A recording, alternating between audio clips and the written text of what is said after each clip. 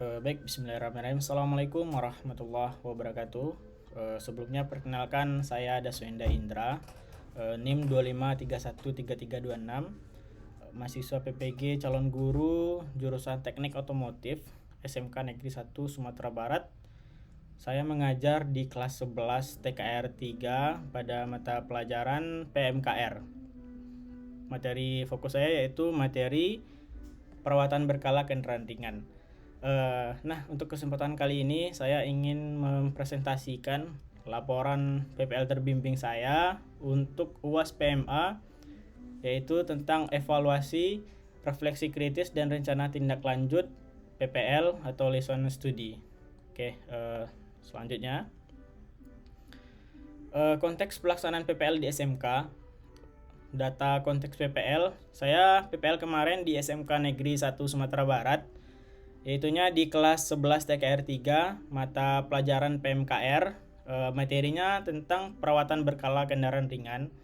Kami di SMK Negeri 1 Sumatera Barat itu ditempatkan 6 orang mahasiswa PPG pada mata pelajaran yang sama dan juga dari jurusan otomotif. Nah, tantangan yang saya hadapi saat PPL di SMK Negeri 1 Sumatera Barat, yang pertama itu yang paling terasa sama saya adalah waktu mengajar terbatas. Kami dikarenakan 6 orang di satu mapel yang sama, kami dibagi menjadi 2 jam pelajaran, sehingga waktu yang pembelajaran ini tidak efisien rasanya untuk melaksanakan pembelajaran praktik. Oleh karena itu, sewaktu kami PPL kemarin, kami hanya memberikan pembelajaran teori selama 2 jam pembelajaran. Untuk kelasnya, kemarin kami dapat kelas 11 TKR 3. Untuk kelas 11 TKR 1 dan 11 TKR 2, mereka lagi melaksanakan pembelajaran praktek kerja lapangan atau PKL di industri. Oleh karena itu, kami difokuskan untuk hanya mengajar di kelas 11 TKR 3. Dan itu pun dibagi di satu mapel untuk 6 orang, sehingga kami mendapatkan 2 jam pelajaran untuk masing-masing mahasiswa PPL. Oke, selanjutnya pembelajaran teori berbasis kasus. Nah, pembelajaran teori yang kami laksanakan yaitu pembelajaran teori yang berbasis kasus nyata yang ada di kehidupan nyata murid, itu berkaitan langsung dengan dunia industri otomotif. Nah, fokus kami kemarin sewaktu PPL itu penguatan teori. Yang kedua adalah diskusi kasus. Kasusnya ini harus kasus yang sesuai dengan kondisi nyata yang dialami langsung oleh murid, sehingga nanti pembelajaran yang diajarkan dapat terbayangkan sehingga tidak mengambang saja pembahasan kasus yang kami berikan ini. Dan juga analisis prosedur yang baik itu bagaimana. Nah, untuk pelaksanaan PPL kemarin, saya pribadi membagi 3 siklus, yaitu siklus pertama materinya tentang oli mesin, terfokus tentang oli mesin, yaitu materinya prosedur pemeriksaan dan pergantian oli mesin. Untuk siklus 2 itu tentang filter kendaraan, pergantian filter oli, bahan bakar dan udara. Lalu siklus 3 tentang sistem rem, prosedur pemeriksaan sistem rem kendaraan. Oke, evaluasi pelaksanaan pembelajaran. Nah, untuk evaluasi pelaksanaan pembelajaran itu datanya berasal dari yang pertama itu ada LKPD, juga pertanyaan lisan. Pertanyaan lisan ini pertanyaan diberikan oleh calon guru saat melakukan proses pembelajaran. Juga asesmen tertulis, observasi aktivitas murid, catatan lapangan, serta pretest siklus 2 dan siklus 3. Lalu ada umpan balik dari guru pamong. Oke, temuan utama yang ditemui oleh saya sewaktu PPL kemarin, yaitu saat melakukan evaluasi. Yang pertama, murid itu lebih mudah memahami materi saat dikaitkan dengan kasus nyata kendaraan. Nah, misalnya kalau seandainya kemarin itu saya contohkan di materi tentang siklus 3, materi tentang sistem rem, itu prosedur pemeriksaan sistem rem. Nah, kalau saya kaitkan kemarin, saya mengulas kembali terkait dengan fungsi rem. Saya contohkan kalau seandainya saat di tikungan tidak ada sistem rem berfungsi, apa yang akan terjadi? Nah, banyak dari murid kemarin mereka antusias sekali menjawab pertanyaan dari saya tersebut. Oleh karena itu, memang betul kalau seandainya permasalahan ataupun kasus itu memang perlu dikaitkan dengan kehidupan sehari-hari serta memang dekat dengan murid tersebut. Nah, lalu yang kedua, media visual dan pertanyaan pemantik meningkatkan ketertarikan murid. Nah, betul. Untuk media visual ini, kemarin saya menggunakan media PPT, serta juga menggunakan media video pembelajaran. Video yang saya ambil mungkin dari beberapa channel yang ada di YouTube kemarin.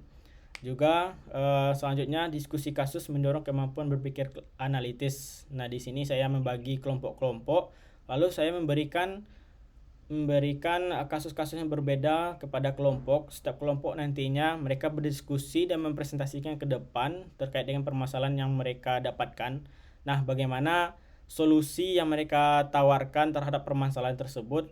Lalu mereka berdiskusi kembali dengan seluruh anggota kelompok setelah saat melakukan presentasi tersebut. Kalau seandainya nanti ada pertanyaan atau seandainya nanti ada arahan atau yang sekiranya perlu diperbaiki, nanti ada teman-teman yang ingin bertanya dan mereka langsung menjawab. Atau sekiranya mereka tidak bisa menjawab, maka akan dibantu oleh guru PL yang melakukan PPL di mata pelajaran tersebut, yaitu saya sendiri.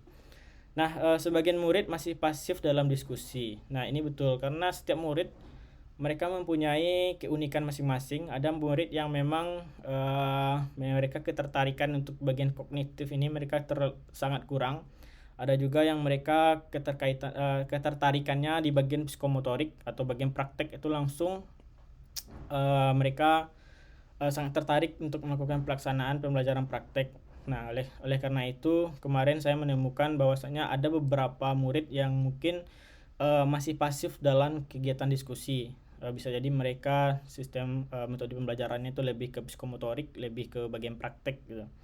Lalu murid perlu diperkuat dalam menjelaskan alasan teknis prosedur.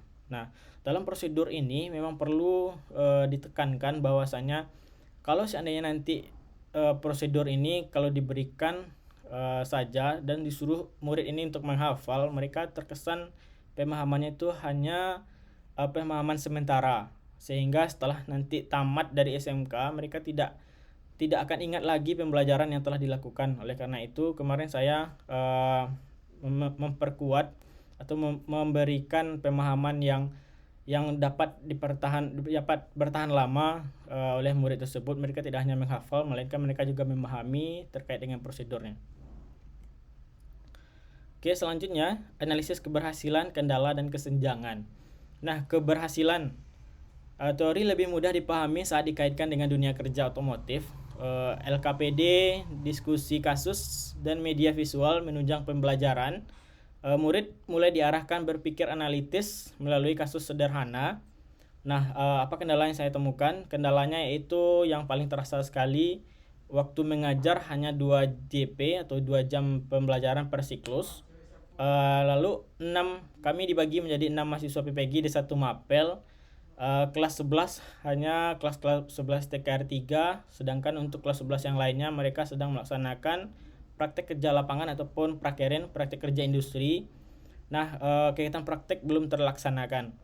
Lalu apa kesenjangannya? Kesenjangannya adalah tujuan SMK memang menuntut untuk keterampilan vokasional, aktivitas langsung yang berkaitan dengan kegiatan praktek. Namun nyatanya kemarin kegiatan praktek tidak dapat terlaksanakan, hanya melakukan kegiatan pembelajaran teori dan diskusi. Lalu asesmen belum menilai praktik dan K3. Oke, selanjutnya refleksi dan tindak lanjut, refleksi kritis dan rencana tindak lanjut. Nah, refleksi kritis, guru SMK menghubungkan teori dengan praktik dunia kerja. Adaptif terhadap kondisi nyata sekolah adalah kunci keberhasilan. Keselarasan tujuan, aktivitas, dan asesmen sangat penting. Kekuatan mengaitkan teori dengan contoh nyata otomotif. Perbaikan, pengelolaan waktu, dan pemerataan partisipasi murid. Nah, rencana tindak lanjutnya yang saya tawarkan di sini adalah penguatan project based learning melalui kasus nyata, asesmen autentik bertahap, proses dan produk, lalu media visual, gambar, video, pendek dan flowchart, prosedur. Lalu ada juga prinsip DUP melalui bahan ajar bervariasi, pengembangan praktik langsung pada siklus berikutnya. Nah, kalau dilihat dari indikator keberhasilannya, dapat dilihat dari murid aktif berdiskusi, menjawab alasan dengan teknis, serta menyusun produk belajar dengan checklist ketiga, dan juga simulasi praktik dengan checklist ketiga.